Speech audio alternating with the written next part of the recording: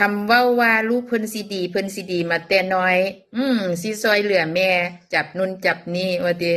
โอ้ยค่อยว่าบ่แม่นดอกเด้อค่อยเบิ่งลูกหลานค่อยเราแต่ละคนนะลูกสาวยามน้อยนี่เบ้ยรู้จักความเด้อซอยแม่ถูบ้านเนาะอยากเฮ็ดกับข้าวกับปลาห้าวทุกอย่างหล้านยายจ๋าคนที่ได้น้อยรู้จักความนะใหญ่ขึ้นมาขี้คร้านเบิดพี่น้องเอ้ยอีหลีนะโตขึ้นมาเป็นคนอีกอย่างหนึ่งเฮ้ยจักสังใดนะแต่ถามว่าเขาเฮ็ดได้บ่เขาก็เฮ็ดได้หั่นน่ะเนาะแต่พัดว่าแตกต่างจากตอนเป็นเด็กน้อยเด้ใหญ่ขึ้นมาใส่แต่แม่นะวัดบ่ได้ดอกเด้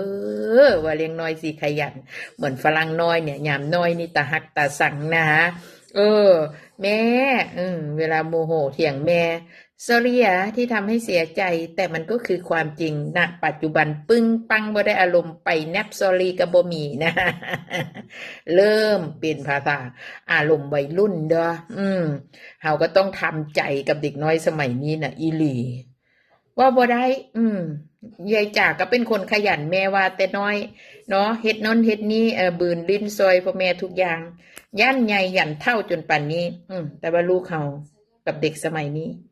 นับกันบ่ได้เด้อที่เห็นอยู่นี่นะรอบตัวเลย